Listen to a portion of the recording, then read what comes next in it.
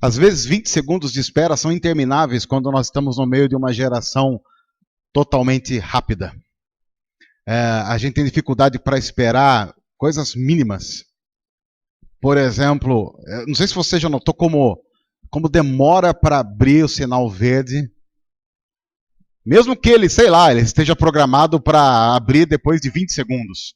A gente já fica naquela coisa, embreagem, acelerador, aquela coisa assim, como se esse movimento fosse fazer alguma diferença no semáforo, como se o semáforo estivesse olhando pra gente falando assim, ele tá com pressa, deixa eu jogar logo o verde, porque senão capaz que ele já tá comendo a faixa, daqui a pouco ele atropela alguém. Ou então aquela sensação, eu não sei se você já teve isso, ou isso só acontece comigo. Você tá vindo numa rua e você vê o semáforo um pouco distante e ele está verde. E você já vai orando, Senhor, não deixe esse negócio ficar amarelo. Senhor, segura esse verde. Senhor, que os teus anjos se acampem ao redor do semáforo e mantenham o verde aceso. Senhor, segura o verde, segura o verde. E aí o inimigo age. Aí o inimigo age de uma tal forma que quando você está, sei lá, a 50 metros, o que ele manda? O amarelo, que é uma cor quase do vermelho, que aí é o inferno, né? Não sei se você já fez essa leitura. E aí, claro, você não tem essa crise que eu tenho. Aí você está a 50 metros e aí você pensa, amarelo, e agora? O amarelo eu aprendi desde cedo, e crianças já aprendem isso agora na escola, que o amarelo é papai, diminui, mas você não, você quer mostrar para suas filhas que você não vai obedecer a um simples sinal amarelo, não! O pai delas é um herói que dirige com aventura, com emoção. Aqui é mais emoção do que aqueles bug em Natal lá. Aqui é emoção e você já dá aquela acelerada. E aí você já tem uma técnica, que você já começa a acelerar olhando para a esquina. Porque o que você quer ver? Radar. Tá vendo como nós pecamos juntos? Você já olha, se não tiver radar, mesmo que o vermelho pisque antes, eu passo e beleza. Tudo bem que vozes angelicais vão falando, segura, sossega, pra quê? Vai que tem alguém tão apressado quanto você, porque o que a pessoa na outra esquina, que até agora tá o vermelho, tá fazendo? Ela já olhou para o seu semáforo e ela viu que o seu semáforo já está como? Amarelo. E ela já começou a fazer o quê? Acelerar. A chance disso dar uma desgraça por, sei lá, 2 segundos. Ou então, você ter que esperar, você vai ter que parar. Se você não acelerar esses últimos 50 metros, você vai ter que parar e esperar quanto? Mais uns 30 segundos ali parado. Intermináveis 30 segundos. Ou então, uma outra coisa interessante que acontece, já é sinal do nosso tempo. Pessoas que assistem o micro-ondas com angústia. Funciona assim, você coloca lá para esquentar a comida, 1 minuto, e aí você fica. Como se o seu olhar fosse, sei lá, esquentar a comida mais rápido. E aí, não contente, o que você faz? Deus revelou para mim. Falta uns 10 segundos, tá bom. Tá bom, já tá suficiente. Você já tira com 50. Por quê? Porque nós não temos a capacidade mais de, vivendo nesse tempo, esperar 1 minuto, talvez, para esquentar um prato de comida. E alguns aqui são da época que para esquentar um prato de comida era um sufoco. Era uma coisa horrorosa. Tinha que pegar lenha lá do lado do banheiro, no fundo, lá no. O banheiro que ficava fora da casa, sabe? Do lado do banheiro ficava um monte de lenha. Já não é, você já pensava, vou buscar lenha, já aproveito e vou pro banheiro. Era uma coisa demorada. Você pensava assim, quer saber de uma coisa? Por que agora as pessoas são gordas? Porque é fácil esquentar comida. Antigamente as pessoas não eram gordas, porque tinha que pegar lenha, a pessoa pensava assim, eu não vou pegar lenha, não vou comer, vou dormir. E elas iam dormir. Agora não. Como agora é fácil esquentar comida, elas vão esquentar comida e comem. Isso, internet, né? Internet. Quem aqui tem internet menos de 1 mega? Do tipo, Dinossauro. Quais são as pessoas que não entraram no século XXI ainda e têm internet em menos de um mega? Quer ver só quantas pessoas aqui enfrentaram o inimigo agindo com a internet de escada? Lembra aquele barulhinho infernal? Aí tem alguns que tinham um telefonezinho que fazia um negocinho e ia pro computador, e você ficava olhando aquilo. Demorava, sei lá, 2 dias. Então você podia, por exemplo, ir lá, conectar a internet, lanchar, viajar com a família. Quando você voltava, estava conectando. Aí, era impensável, por exemplo, baixar um filme. Se você quisesse baixar um filme naquela época, produção, demorava quanto para baixar um filme? Meses, sei lá. Você começava, por exemplo, a internet chegou na década de 90. A pessoa que começou a baixar o filme na década de 90 está terminando agora. Está terminando agora. Se for Titanic, em 2017. Está lá. Agora a nossa internet é inimaginável. Não dá para imaginar quanto ela é mais rápida. Porque quanto que era a velocidade da internet nessa época, produção? 56 kbps. 56 kbps. 28. Não alimentava, era 28 kbps. Aí agora já. Qual que é a velocidade? Assim, já tem de 100, né? 100 megas, é isso? Tem de 100. Mas como você vive no Brasil não se entrega o que você compra. A gente, sei lá, já está acostumado a ser roubado. Roubo para nós já ficou normal. A gente já é roubado, nem liga mais. Então, se você comprar, sei lá, um pacote de 100, vai receber quanto? 20% é a lei. Olha que interessante. No Brasil, a lei diz que você pode comprar 100 e receber 20. Quer dizer, imagine você tentando explicar isso para alguém que vem de fora. Não, porque aqui no Brasil, se você comprar 100, você recebe 20. Não, vamos processar. Não, é a lei. Mas tudo bem. Mas... era 10? Mudou ano passado. Aí. E as pessoas reclamam do governo. Quer dizer, eu tenho vergonha de vocês reclamarem, porque dobramos a meta. Não estabelecemos meta e dobramos a meta. Olha aí. Aqui é Brasil. Aqui estamos dobrando a meta.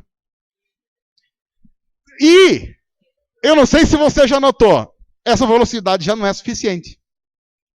Não é suficiente. Você já está torcendo para os 200 mega, para os 500 mega. Depois que passar de mega, vai ser o quê? O quê? O Terabytes. Depois vem os Terabytes. E aí vai. O que acontece é que a nossa velocidade de conexão hoje é muito, muito, muito maior do que era há 10 anos. Mas é irrisória diante daquilo que vai ser daqui 5 anos. Acontece que daqui 5 anos nós vamos ter uma conexão muito mais rápida e vamos estar infelizes com a conexão que nós teremos. Por quê? Porque nós vivemos num mundo cada vez mais acelerado, cada vez mais rápido. Até pouco tempo, lembrem-se vocês, quando você tinha que pagar uma conta, você tinha que ir até uma instituição bancária, aí você ficava na fila, aí você conversava sobre o tempo, sobre, sei lá, sempre tem uma pessoa doente na fila que vai narrar a enfermidade para você e por aí vai. Hoje, você faz tudo online. E quando demora um pouquinho para fazer online, você já fica bravo. Por exemplo, em alguns bancos, você tem que digitar os numerozinhos lá do código de barra, tá ligado? Alguns bancos dão um negocinho para você que faz a leitura em casa lá, que é o risquinho vermelho. Alguns não, alguns você tem que digitar. Imagine que trabalheira. Você tem que estar lá na sua casa, de roupas íntimas, digitando o númerozinho da sua conta e depois já paga ali mesmo. A gente já não está mais feliz com isso. Por quê? Nós estamos cada vez mais acelerados. Até por isso que um dos grandes problemas do nosso tempo é a ansiedade. As pessoas estão cada vez mais ansiosas. Há, inclusive, indícios claros, talvez alguns com provas científicas de que muita gente come porque é ansiosa. Eu não sei, eu ouvi dizer sobre isso em algumas pesquisas nas revistas científicas mais consagradas do mundo, em que há um clima de obesidade por causa das pessoas estarem ansiosas. Acontece que não importa qual velocidade que nós tenhamos, não importa qual velocidade que o mundo ande, nós não vamos estar satisfeitos, porque não há possibilidade de satisfazer essa porcaria que tem se tornado o coração humano, ainda mais numa sociedade cada vez mais exigente. Agora, tudo isso nos leva ao imediatismo, que é uma doença de querer todas as coisas para ontem. Você já deve ter ouvido, talvez, o seu superior dizendo: ó, esse documento aqui, ó, é para ontem. Mas se vira. Quantas vezes você teve que trabalhar 12, 13, 14, 15, 16 horas no dia para dar conta de algo que foi colocado sobre você há poucos instantes? Se vira. Se você vai ter que abrir mão de família, se você vai ter que abrir mão de descanso, se você vai ter que abrir mão de coisas preciosas, não importa. Importa é que você faça as coisas no tempo em que a nossa sociedade demanda. Até porque nós não podemos esquecer de algo muito importante. Tempo é dinheiro. E você não pode deixar de servir ao Deus desse mundo que é dinheiro. Se tempo é dinheiro, então o tempo passa a ser uma das coisas mais importantes da vida. E eu então tenho que abrir mão de todo o meu tempo fundamental com família, com Deus, com amigos, com igreja, para fazer coisas mais importantes, que vão dar um resultado muito mais palpável. Money. Money é importante. E aí vamos nos tornando imediatistas. Agora, ao meu ver, nós somos imediatistas e estamos cada vez mais desacostumados, inclusive com o tempo que Deus faz as coisas, porque eu não sei se você notou, me parece que Deus não está muito preocupado com a nossa pressa. Eu discordo com Deus sobre isso. Porque me parece que Deus não compreendeu ainda que nós estamos no século 21. Quer ver só? Por que é que Deus não inventou algum tipo de movimento instantâneo de resposta de oração? Funciona assim: você ora e a resposta vem, sei lá, em 1 minuto a sua oração será respondida. Aí você espera, 1 minuto você sente um arrepio, ai, respondeu. Tipo assim, é um código, tá ligado? É um código de que Deus enviou, de que o anjo liberou a resposta. Você sente um arrepio, ou ouve alguma voz, ou qualquer coisa, sei lá. Mas não! Uma das coisas que mais nos irrita na oração é que, não sei se você já notou, você termina de orar, fala lá em nome de Jesus e amém, e o que acontece? Nada. O que Deus está pensando? O meu micro-ondas apita quando a comida está pronta? Deus não é capaz de apitar quando a oração termina? Do tipo, ó, legal. Aí você fica, às vezes, até com a sensação de que ele nem ouviu. Porque, Deus, se o senhor ouviu, aí dá um câmbio, desligo, alguma coisa, né? Copiei aqui, copiei. É nóis. Tipo, coruja solitária recebeu da raposa fumegante. Alguma coisa assim. Deus não faz essas coisas. Deus aparentemente está pouco interessado com essa nossa rapidez. Me parece que ele tem uma forma de agir que tem a ver com a eternidade, um Deus que é o mesmo ontem, hoje e sempre, mas eu não concordo com Deus que é o mesmo ontem, hoje e sempre, porque ele tem que se moldar a mim, a sociedade está se moldando a mim, eu sou o senhor do tempo, eu sou o senhor das minhas decisões. Quem Deus pensa que é para ficar querendo ele mandar no meu tempo? Quem manda na minha agenda sou eu. Claro que isso é porque eu sou mimado e não sei esperar. Claro. Mas quem não é mimado nesse mundo? Quem não é mimado? Não é mesmo? Nossos filhos agora, cada vez mais as crianças vão ser ansiosas, porque elas são vítimas desse tempo. As professoras aqui estão tudo assim, é mesmo, fala mais. Não é verdade? As professoras aqui, as crianças estão cada vez mais insuportáveis. Elas querem as coisas nem para ontem, porque para ontem já está tarde demais. É por isso que as crianças vão para aula e uma das coisas que as professoras mais ouvem aqui é tia. Você não conseguiu nem pensar ainda responder alguma coisa. Tia. E aí ela já está puxando pra você. Tia. Que isso? Esse moleque tem demônio. Não é possível. É o demônio, é o Exu repeteco. Ele não para de falar.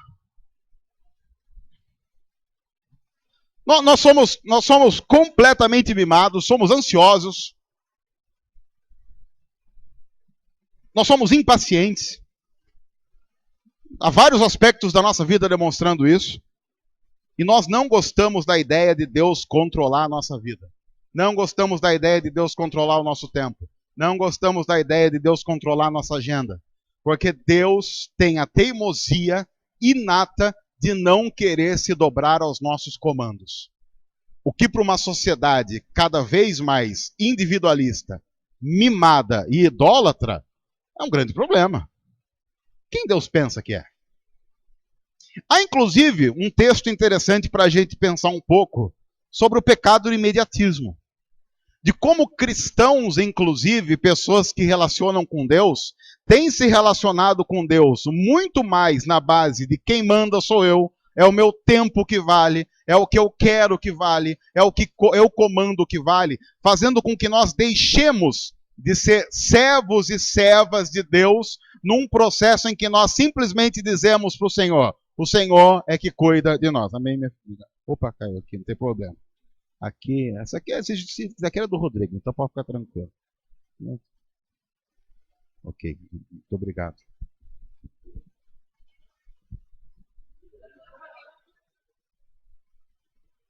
Oremos pelas crianças, acho que tivemos alguma queda lá dentro.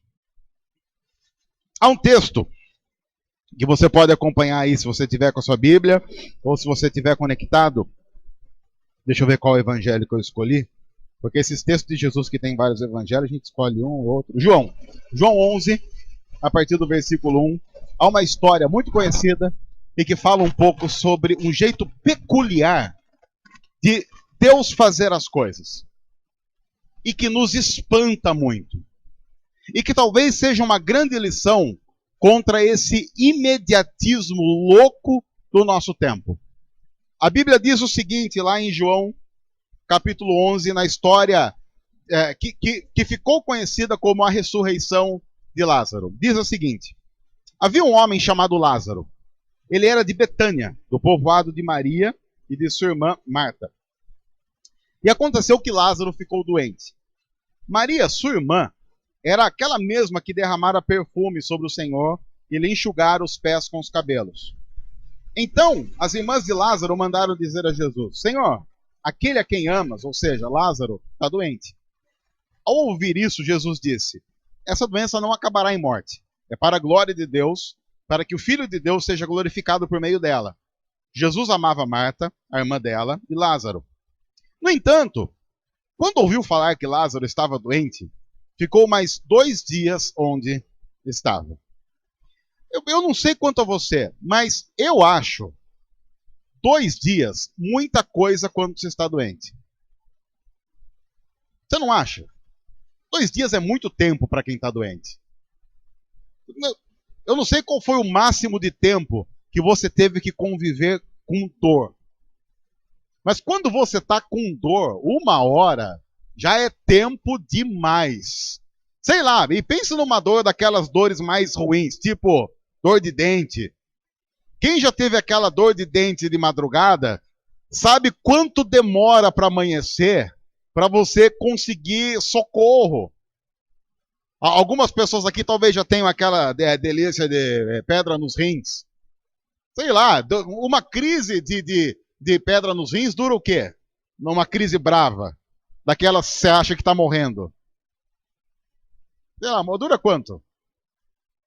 Não, é 2 dias daquela crise brava, a pessoa até morre mesmo. Mas ela vai ter até chegar no hospital e ela dar o braço e colocar aquele soro santo, que você fica, eu quero mais. Sei lá, demora algumas horas, é insuportável aquilo. E aí nós temos o relato da Bíblia que as irmãs de Lázaro mandam um recado para Jesus dizendo assim: Lázaro está doente.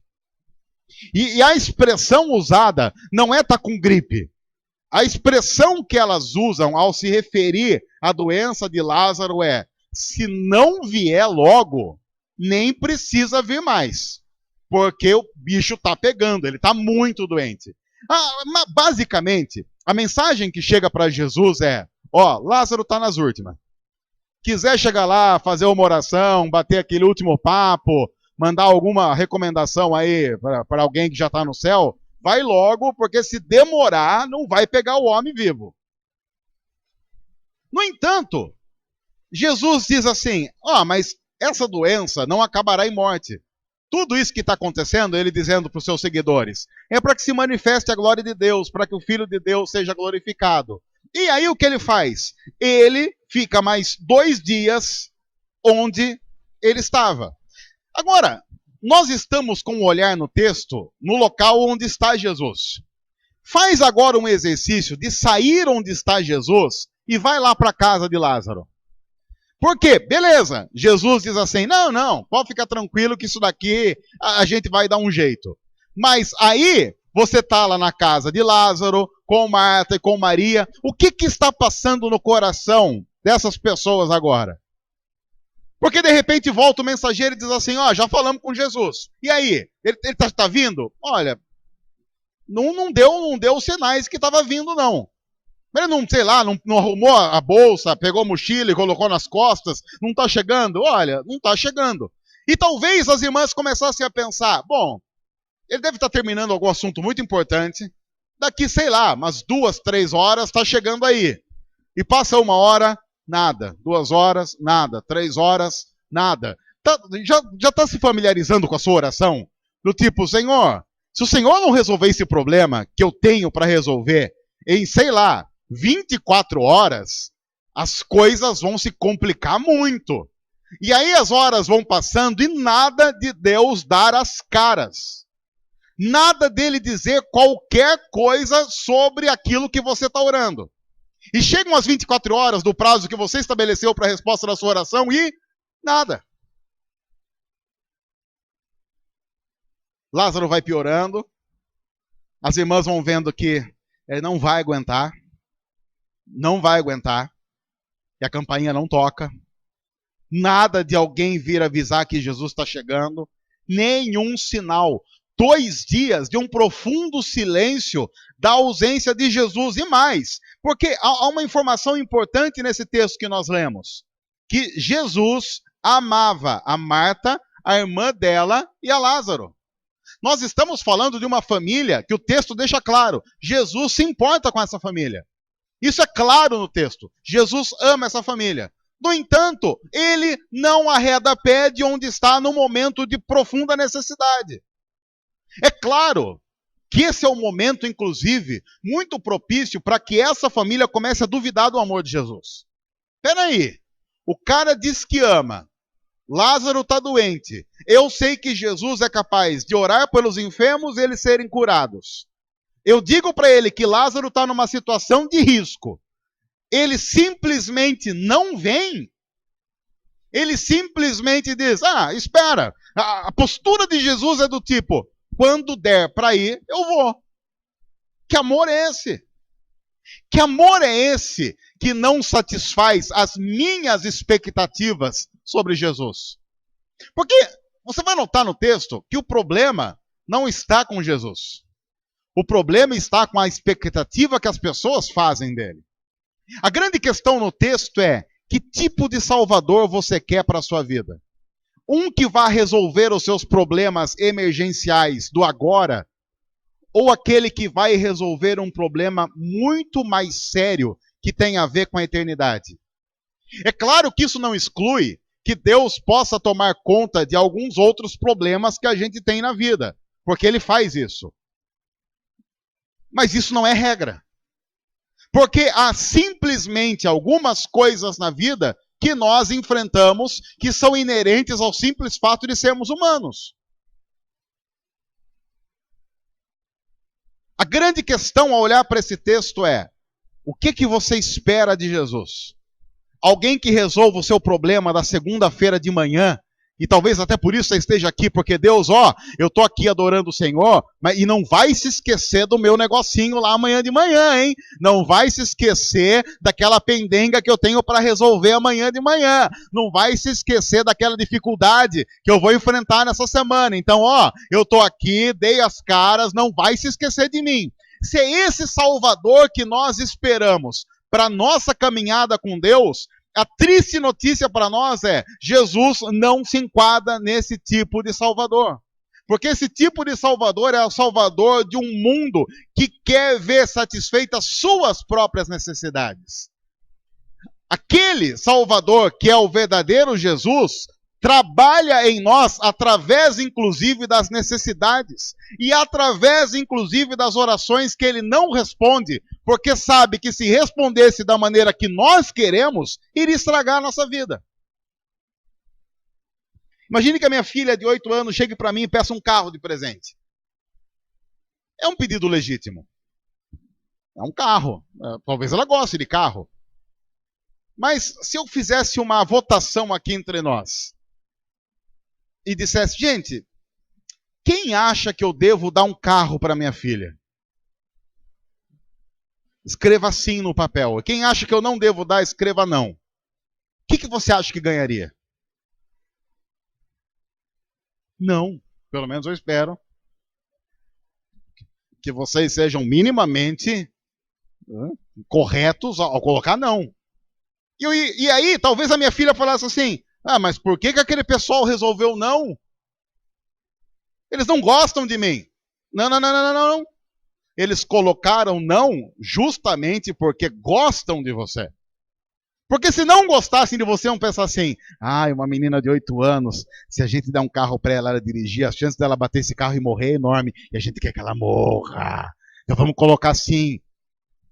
Nós precisamos compreender que muitas das respostas ou não respostas de Deus à nossa oração é simplesmente Deus nos protegendo de um mal que estamos pedindo e nem sabemos. Porque inclusive a Bíblia diz: vocês não sabem às vezes o que pedem. Vocês pedem mal para esbanjar nos próprios prazeres. Mas o texto continua.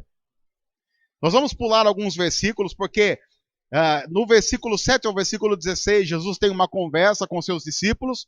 Nós estamos pulando essa conversa e estamos indo agora para o momento em que Jesus então diz: vamos lá ver esse lance de Lázaro aí. Ao chegar, ou seja, depois de 2 dias, quando Jesus resolve ir lá para ver o que está acontecendo, ao chegar ao local, Jesus verificou que Lázaro já estava no sepulcro havia 4 dias. Ou seja, eu diria que ele deu uma atrasada. Eu diria que ele chegou um pouco tarde. E 4 dias, imagina você, se o seu parente chega para o velório 4 dias depois, como é que você recebe ele? E aí, cheguei, hein? Chegou para quê? Enterro aí da tia Dora. Sei lá, se você tiver uma tia Dora, não é profecia, só um nome que eu pensei aqui. Sei lá, eu cheguei, mas a tia Dora já... Hoje é domingo, a gente já enterramos a tia Dora na quinta. Mas... Tamo aí, não sobrou nada, um quitute, uma comidinha aí... Não fizeram... Aproveitaram... Porque às vezes depende de quem morre, se você não gosta muito, já aproveita que a família reúne, faz um churrasco, do tipo... ela gostaria que nós não chorássemos. Gostaria nada. Ela gostaria que todo mundo estivesse chorando, mas a gente finge que não, só para fingir que gostava dela. Betânia distava cerca de 3 quilômetros de Jerusalém. E muitos judeus tinham ido visitar Marta e Maria para confortá-las pela perda do irmão. Quando Marta ouviu que Jesus estava chegando, depois de 4 dias do enterro, foi encontrá-lo, mas Maria ficou em casa. Talvez Marta fosse aquelas afobadas do tipo: eu vou falar umas verdades. Não vou esperar ele chegar aqui. Maria falou: não, vai na frente e fala. A hora que ele chegar aqui, eu reforço. Disse Marta a Jesus. Marta diz para Jesus o que se espera. Eu sinceramente não consigo condenar Marta por ela ter dito para Jesus o que ela diz. Senhor, se estivesses aqui, meu irmão não teria morrido. Mas ela até dá uma peladinha, mas eu sei que mesmo agora, Deus te dará tudo o que pedires. O tipo, dá um jeito aí, sei lá, não tem não tem um coelho na cartola, alguma coisa que eu pode fazer, uma mágica. Senhor, se o Senhor tivesse aqui, ele não tinha morrido. Mas o Senhor demorou. O Senhor não chegou na hora que a gente esperava. Não, e mais. o Senhor não chegou na hora que a gente precisava. Porque, Senhor, nós não estamos falando de uma frescura. Nós estamos falando da morte de alguém que a gente sabe que o Senhor ama. Ou melhor, a gente pensava que o Senhor amava.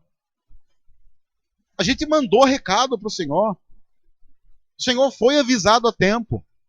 O Senhor tem poder para fazer alguma coisa. E o Senhor não fez. Aliás, aparentemente, o Senhor mostrou desinteresse.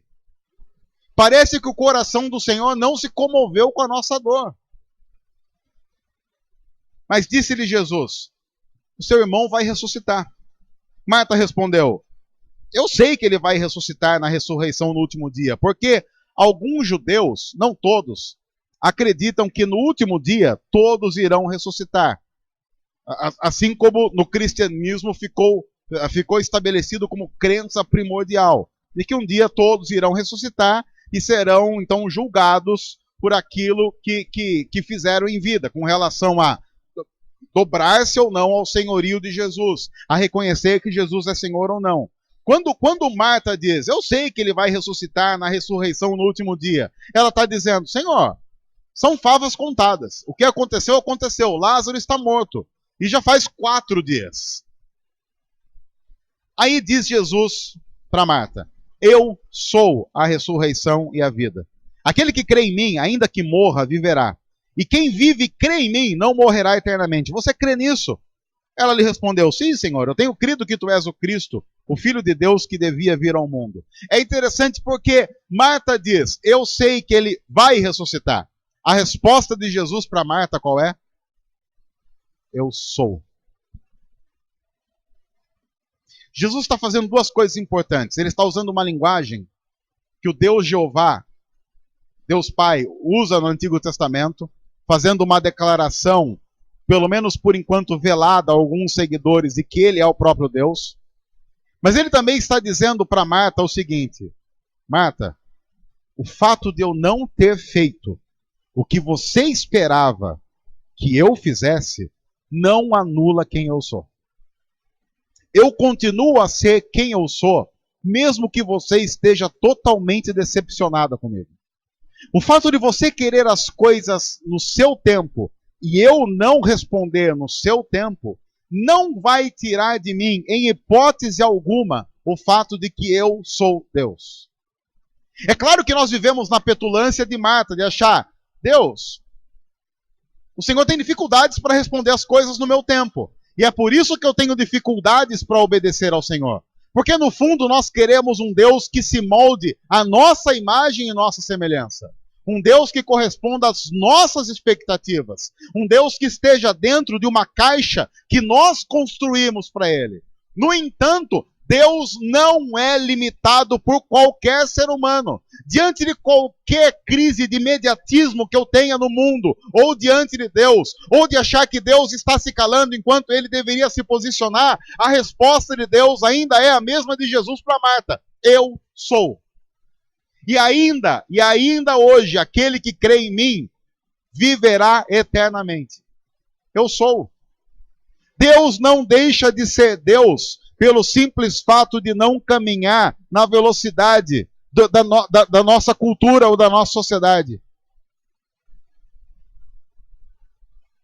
Deus não deixa de ser Deus, porque aparentemente a crise em nosso país é maior do que a gente esperava, ou maior do que venderam para a gente. Do tipo, Deus não sabe o que fazer com essa crise, por isso, inclusive, é que ele está com dificuldades para lidar com as dificuldades financeiras daqueles que o servem. Então, se Deus tem dificuldade para lidar com a minha crise financeira, eu não quero esse Deus. A resposta de Deus é, eu ainda sou. Acima de toda crise, acima de qualquer problema, acima de qualquer dificuldade. E o texto continua, e depois de dizer isso, foi para casa e, chamando a parte Maria, disse-lhe, o mestre está aqui e está chamando você. Ao ouvir isso, Maria levantou-se depressa e foi ao encontro dele. Jesus ainda não tinha entrado no povoado, mas estava no lugar onde Marta o encontrara. Quando notaram que ela se levantou depressa e saiu, os judeus que a estavam confortando em casa seguiram-na, supondo que ela ia ao sepulcro para chorar. Chegando ao lugar onde Jesus estava vivendo, Maria prostrou-se aos seus pés e disse, mesma frase, Senhor, se estivesses aqui, meu irmão não teria morrido.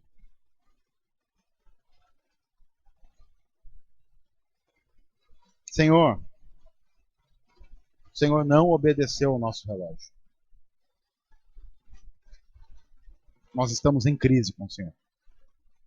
Nosso imediatismo, inclusive imediatismo às vezes de algumas coisas que precisam ser imediatas, o Senhor não fez o que deveria ter feito. Se você nota no texto, para Marta, Jesus dá uma bronquinha, você notou? Do tipo, Marta, eu sou. O fato de você estar em crise não anula que eu sou. Agora, veja que com Maria, Jesus vai agir de uma maneira totalmente diferente. O texto diz assim, ao ver chorando Maria, que tinha acabado de dizer para ele, se o Senhor estivesse aqui, ele não teria morrido. E os judeus que a acompanhavam, Jesus agitou-se no espírito e perturbou-se.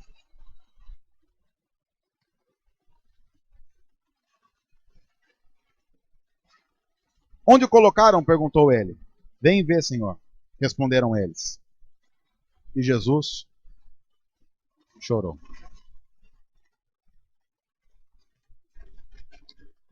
Esse tem sido na história um dos versículos mais emblemáticos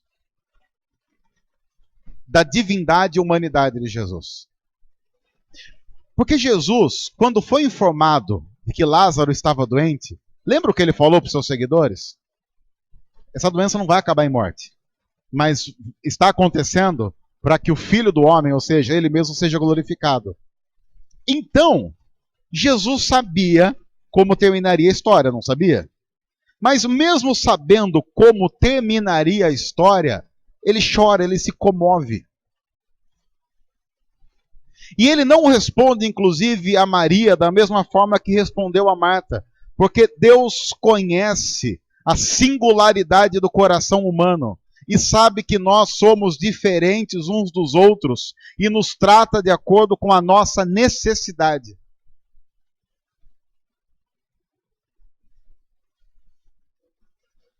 Esse texto, quando Jesus chora, também mostra algo importante. Deus não é indiferente à dor humana.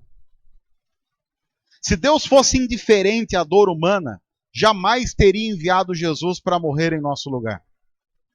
Se Deus fosse indiferente à dor humana, jamais ele teria enviado o seu filho para morrer numa cruz, no meu lugar e no seu lugar. Deus se importa, sim, com a dor do ser humano. Acontece que Deus não responde a essa dor da forma como nós queremos. Deus não responde a essa dor no momento em que nós queremos, mas sim de acordo com o que Ele sabe ser melhor para nós, tendo a eternidade como referência, e não a nossa agenda, e não a nossa semana. O fato de Jesus um dia ter chorado diante da dor humana, mostra que Deus se importa. Um Deus que se tornou homem, o Emanuel, o Deus conosco, que sente a nossa dor, que conhece a nossa dificuldade.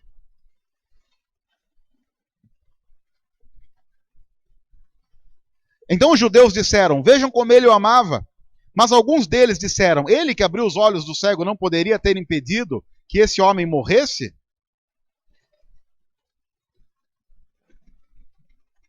Jesus, outra vez profundamente comovido, foi até o sepulcro.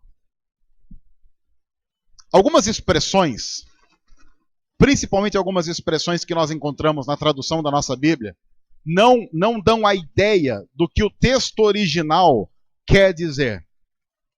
Porque quando a Bíblia diz que Jesus está profundamente comovido, nós temos a ideia de que ele entristeceu-se profundamente e que o choro era fruto dessa comoção de Jesus para com as pessoas que estão ali envolvidas. Mas o texto no original tem o sentido de... O que o texto original diz é, Jesus, ao olhar para aquela situação, ficou profundamente indignado e urrou. era como se fosse um grito de profunda raiva diante de tudo o que está acontecendo. Sabe quando você tá estressado e as coisas vão acontecendo, vão dando errado, e você está cercado de pessoas falando, chega uma hora que você não aguenta e você diz o quê? Chega! Isso é o que Jesus faz nesse momento. E o texto mostra que Jesus tem essa profunda indignação diante da morte. Porque Jesus sabe muito bem que as coisas não deveriam ter sido assim. Jesus sabe muito bem que Deus criou o ser humano para ser eterno e viver na presença dele. Mas que o ser humano pecou, fez a opção pelo pecado e desconectou-se de Deus, fazendo com que a morte entrasse na história. O próprio Jesus sabe que ele é a solução para esse problema, mas diante da realidade da morte, ele demonstra uma profunda raiva, como alguém dizendo, não era para ser assim. O próprio Deus, que reconhece a força da ressurreição diante da realidade da morte, urra dizendo, não era para ser assim. É por isso que não importa que vida nós levemos. Diante da morte, nós ficamos consternados. Não cabe em nosso coração a realidade da morte. É aquele clichê da gente saber que todo mundo vai morrer. Mas quando isso acontece, há uma indignação profunda. Porque no fundo, no coração do ser humano, há aquela sensação de que aquilo está totalmente fora de como deveria ter sido. O pecado fez isso conosco. É por isso que cristãos odeiam o pecado. É por isso que cristãos são chamados a não flertar com o pecado. Porque o pecado gera morte, o pecado gera destruição, o pecado gera uma profunda separação diante de Deus. E Jesus grita profundamente angustiado e comovido diante dessa realidade a que nós nos submetemos.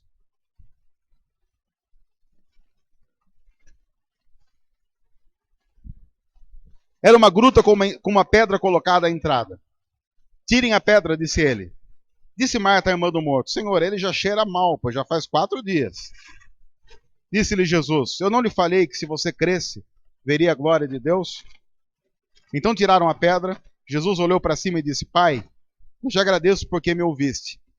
Eu sabia que sempre me ouves, mas disse isso por causa do povo que está aqui, para que creia que tu me enviaste. Depois de dizer isso, Jesus bradou em alta voz, Lázaro, vem para fora. O morto saiu com as mãos e os pés envolvidos em faixas de linho e o rosto envolto num pano. Disse-lhe Jesus, tirem as faixas dele e o deixem ir. Muitos dos judeus que tinham vindo visitar Maria, vendo o que Jesus fizera, creram nele. Você concorda comigo que esse foi um milagre feito fora do tempo? Esse, inclusive, é um milagre que não precisaria ter sido feito. Era só Jesus ter vindo na hora certa. Teria evitado uma confusão enorme. Teria evitado a confusão de ter que ir lá tirar a pedra do sepulcro. Aí aquele medo do odor. Tanto é que a própria irmã fala assim, Jesus, o senhor tem certeza? Porque, olha, não precisa ser muito experiente no assunto de funeral e coisa do tipo, para saber que depois de 4 dias aí não tem refrigeração, não tem ar-condicionado na gruta, estava quente lá, o negócio deve estar... Já imaginou o pessoal saindo de perto naquela disfarçada? Eu vou ali buscar uma coca. O pessoal saindo de perto. E aí Jesus chega na entrada da gruta e fala, Lázaro, chega aí. Já dá até para ouvir o pessoal assim. Ai, Jesus, viu? Porque, embora a gente leia o texto com uma certa isenção, esse negócio de ressurreição para os caras daquele tempo era algo inimaginável. Mesmo sendo Jesus, você não espera que ele faça isso. Porque é contra qualquer lógica estabelecida, inclusive pela religiosidade daquele tempo. Deus vai ressuscitar todo mundo no último dia. Ele não faz isso. Ele só vai fazer isso com todo mundo de uma vez só. Não faz isso picadinho. Agora, você lembra que Jesus disse que tudo isso ia acontecer para que se manifestasse a glória de Deus? O texto termina dizendo que creram nele. A gente corre o risco de achar que A glória de Deus é que creiam nele, mas não é. Depois você deve fazer isso em casa, se você está nos assistindo pela internet, ou está nos ouvindo, você deve continuar o texto. E eu quero convidar você a fazer isso durante a semana. Continuar o texto, continuar a leitura é sempre importante, porque você vai notar que acontece algo muito estranho. Como consequência desse milagre, os líderes religiosos se reuniram e numa reunião que tem logo depois desse texto, eles dizem assim, os sinais que esse Jesus está fazendo agora saíram do controle. Agora ele está até ressuscitando gente. Vai começar a ficar complicado para a gente dizer que ele não é quem ele está falando que é. Então, vamos fechar um negócio aqui entre nós? Vamos matar ele? Logo depois de Jesus ter ressuscitado a Lázaro, é feita uma reunião entre líderes do povo judaico que definem de maneira clara: Jesus tem que morrer. A gente não vai aguentar esse cara vivo. Acontece que Jesus sabia muito bem o que iria acontecer. E ele diz, isso que vai acontecer com Lázaro é para que se manifeste a glória de Deus. E a glória de Deus não é manifesta apenas quando creem nele. A glória de Deus é manifesta no plano redentivo do próprio Filho de Deus ir para a cruz e morrer em nosso lugar. Sabe qual foi o preço da ressurreição de Lázaro? A morte de Jesus. Jesus sabia muito bem que ressuscitando Lázaro, os líderes religiosos iam definir, esse cara vai morrer. Mas ele sabe que isso faz parte do plano de Deus. Entendeu por que Jesus demorou? Jesus demorou porque Lázaro precisava morrer. E por que Lázaro precisava morrer? Porque Jesus precisava ressuscitar a Lázaro para que, como consequência desse sinal, os líderes religiosos definissem o quê? Esse tem que morrer. E todos que conhecem um pouco da história do cristianismo sabem que o maior plano da história é Jesus. Que a grande história é Jesus. E faz parte da grande história de Jesus que ele morra em nosso lugar, como nosso substituto, fazendo aquilo que nós somos incapazes de fazer. É por isso que ele diz, isso é para se manifestar a glória de Deus. E ele não vai atender o pedido das irmãs de Lázaro. O que acontece é que às vezes Deus não está respondendo ao nosso imediatismo, porque ele há de revelar uma glória maior em nós e através de nós. Porque Deus não tem um pensamento minúsculo, como é a tendência do nosso pensamento. As pessoas estavam de olho em Lázaro, e Jesus não estava com os olhos apenas em Lázaro. Estava com os olhos em Lázaro, nas suas irmãs, em todos aqueles que estavam ali, e em todos aqueles que ainda viriam a crer em seu nome.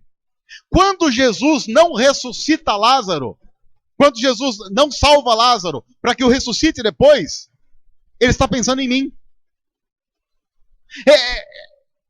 É absurdo imaginar que Jesus não atende o pedido das irmãs para curar Lázaro antes que ele morra, porque um dia ele sabia que uma comunidade de fé estaria reunida, carente de um Salvador, carente da sua morte e ressurreição.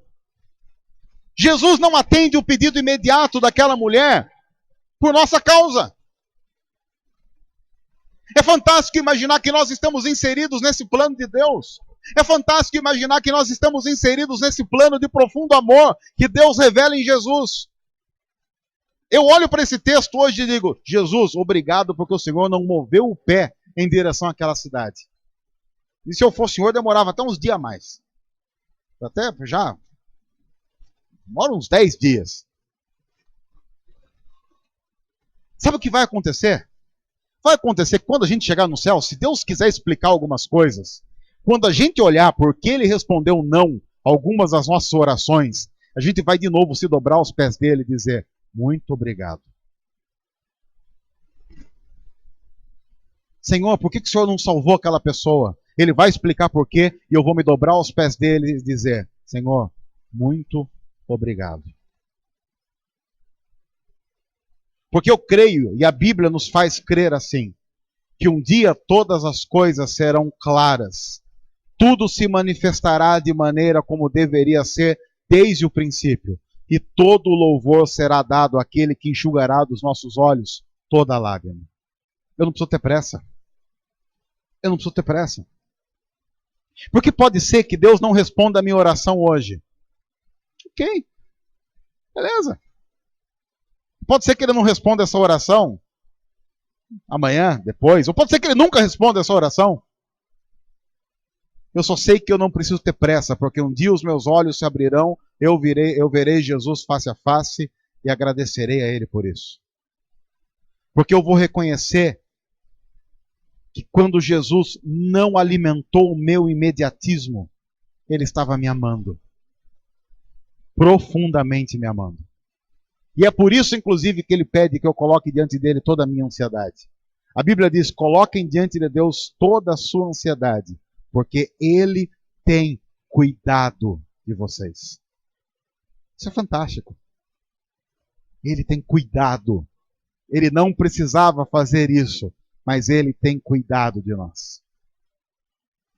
O imediatismo é um problema, porque tenta encaixar Deus no nosso tempo. E se Jesus se encaixasse no tempo de Marta, Lázaro e Maria, o grande acontecimento da história não teria se desenrolado como aconteceu. E era necessário que Jesus padecesse. Sim, uma oração não respondida, um pedido não respondido como as pessoas imaginaram, só aconteceu para que se manifestasse a glória de Deus. O meu desejo é que Deus jamais atenda ao nosso imediatismo, para que a glória dele seja revelada em nós através de nós. O imediatismo deixa para aqueles que não confiam em Deus. Eu vou crer na ressurreição e eu quero exercer a minha vida de uma tal forma que a partir de agora, quando daqui 50 metros eu vir o semáforo amarelo, eu possa desacelerar um pouco e dizer, Deus, o Senhor demorou dias para atender o pedido de alguém que estava à beira da morte, eu posso esperar 30 segundos, tranquilamente, e saber que o Senhor está cuidando de cada parte da minha vida. Deus, eu vou orar. Pode ser que o Senhor não responda, mas eu vou continuar orando. Porque o fato do Senhor não responder pode ser a maior manifestação do amor do Senhor. Apenas me ajuda a ver a tua glória em mim e através de mim. Apenas me ajuda a servir a Jesus. Que um dia não curou um homem para poder ressuscitá-lo depois. Para que isso levasse à cruz e à ressurreição. Para que fôssemos salvos. Que Deus os abençoe. Senhor, obrigado por Jesus. Nós não temos palavras suficientes para expressar o quanto nós somos gratos, porque o Senhor não atende ao nosso tempo, mas porque o Senhor tem o tempo do Senhor para as coisas todas. Ajuda-nos a compreender, Senhor, a reconhecer a soberania do Senhor sobre as nossas vidas e a viver em paz. Para a glória do teu nome. Em nome de Jesus. Amém.